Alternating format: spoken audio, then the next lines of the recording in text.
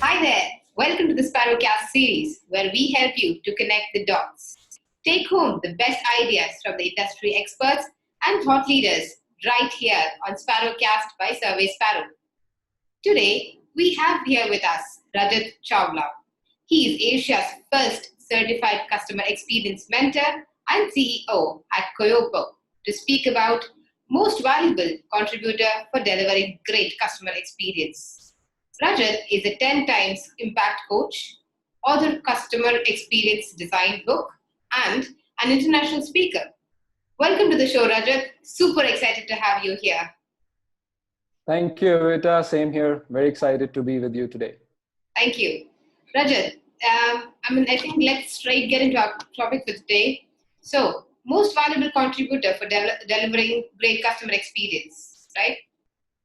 Yeah, see, what I've seen, with working in this customer experience space, which has been evolving in the last few years, that differentiation is on the basis of really creating wow experiences for the customer.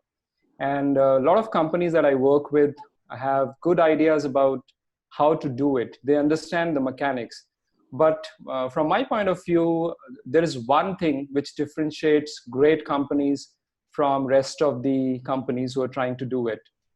Of late, there's a term which people are talking about is customer obsession. If you look at, for example, Amazon's Jeff Bezos, he talks a lot about customer obsession. In fact, that's a common element. I've seen his work from last 20 years. He's been talking about that. And I have a client which is a large MNC, upwards of 40 billion USD, and one of their values is customer obsession. And I want to today share how to achieve and make that customer obsession possible, which creates wow customer experiences. And I'll talk about that in a moment. Great, sure. Yeah, so what I've seen is, for example, this client of mine really was talking to me, and they did a very interesting assessment to find out how customer obsessed their engineers are, because that was one of the focus function for them, to improve the customer experience through their engineering support services. What they surprisingly found out was that while they wanted customer obsession as one of their top values, 80% of the engineers were not having high enough customer obsession. That surprised them. And I think that corroborates with the global data, with a lot of surveys that get done, where they found out that 80% of the people are not fully engaged. So customer obsession is kind of closely linked to also the engagement. Now, let me release the suspense and tell you what is that secret thing that can lead to a lot of outcomes, including improved customer obsession, is the word passion. Passion differentiates companies who are built for delivering a mediocre customer experience against those who are there at the top delivering wow customer experience. And also, based on a lot of work that I've done with companies, both in the employee and customer experience space, I have devised some very simple set of questions that I'm going to share in a moment, which is really loved by my clients. In fact, I do talk about that in the work that I do with my clients, and they time and again I get requests, can you share that with us in a template. Now I've created a template, and I can send it to you if you would like to share it in this webinar, show it on the screen for the audience who are there. But I believe it can benefit the individual passionate customer experience professional, as well as companies who are focused on building a very customer-centric team, right? So would you be interested to know a little bit more about these powerful questions? Absolutely, absolutely. Yeah, thank you, Vira. Thank you. So here it is. What I believe again is a lot of companies really want to overhaul, change, and completely transform their culture, which is actually extremely difficult to make it happen. So in my experience, the most powerful space to do this, induct this customer centricity, is right at the time of hiring, when we are hiring people. Do you agree? Absolutely, I do. Yeah, so that when you hire right, you kind of have, uh, I would believe to say that 80% of the battle of having customer-centric people. And I personally have built a customer-centric global practice many years back in a very large 5 billion IT services company. And it was really recognized, and I received the CEO honor for building this customer-centric practice. But more than that, people who were hired using these simple set of questions are actually doing extremely well, right? Yeah. So would you still be interested to know more about these powerful questions? Absolutely. Yeah, thank you. So here are some of them. I'll just quickly walk you through them. Sure. So number one question is, what kind of activities are you naturally drawn towards?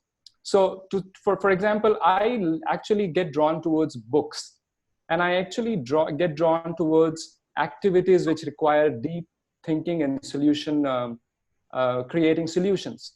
Right. So when you ask this question to somebody, you will get to know what is it that they are naturally drawn towards. Right. When I'm asking this question, I also invite, all the listeners to actually think for themselves and maybe pull out a notepad and a pen and start to capture your responses. Because what recently happened is when I was running through these questions to a set of people, and there was a manager and his team member who have been working for like more than 5 years together. When they did this question, they were in for a pleasant surprise. So the manager found out that his team member was extremely capable and get charged up when he is challenged. So right then and there in the room, they decided that he's going to provide more challenge to this team member, right? So number two question is, what energizes you, right? What is it that gives you a lot of energy after that or during that kind of an activity? So for example, I love to spend time with nature, right? And something again to do with planning, thinking. Number four question, these may sound very similar, but they have a nuance and a very fine difference. The third question is, what kind of activities do you tend to pick up very quickly? So that shows that the person is very quick in learning in that space.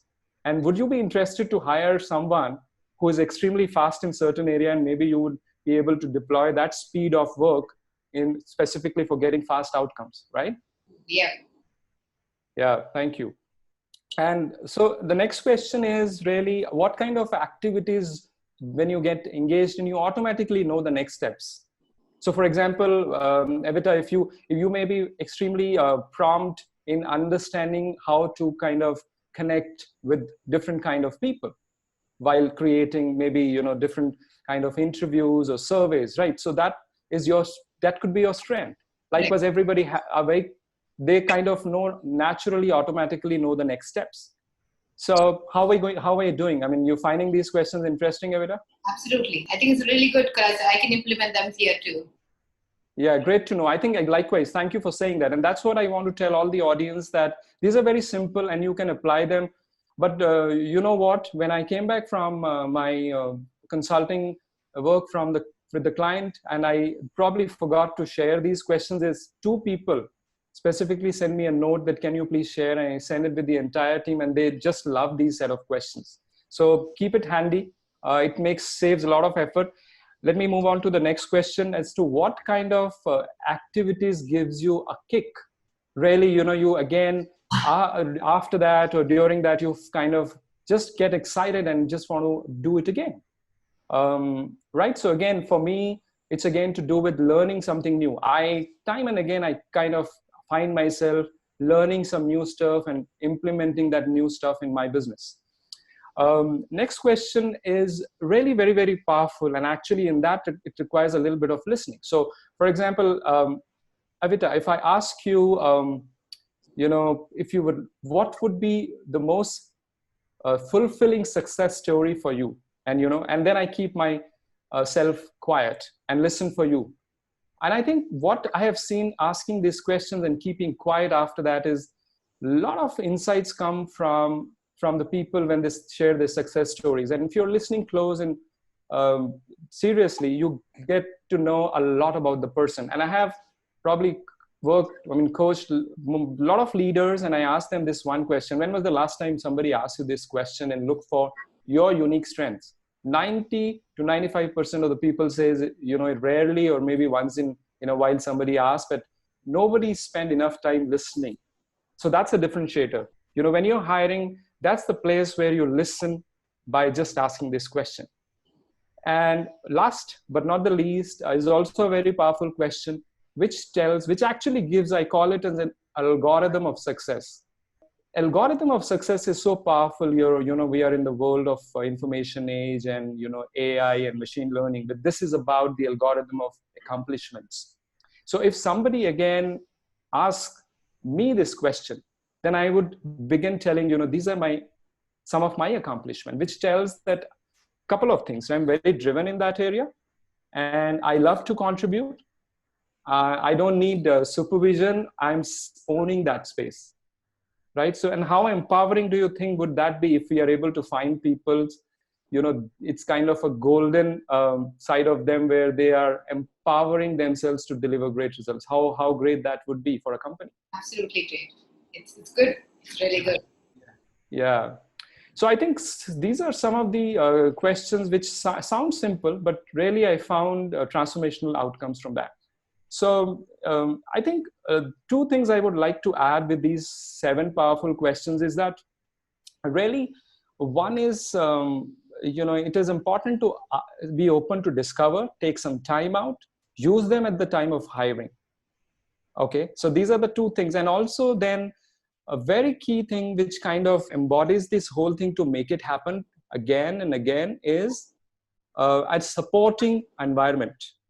Our environment that and a culture that encourages this. It shouldn't be embedded just for one conversation, but it should become a part of the culture.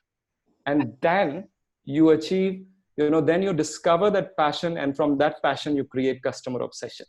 So I think probably I'll stop here. If there's anything else that you want me to talk about.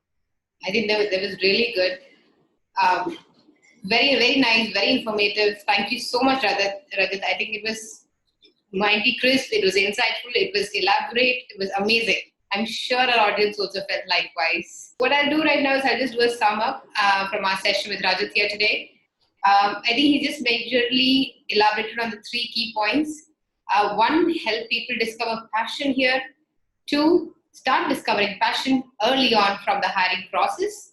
And 3, the company should create an environment to foster passion for customer experience. Rajat, a final question for our guests here. Did you have an opportunity to participate in any of the Sparrow surveys?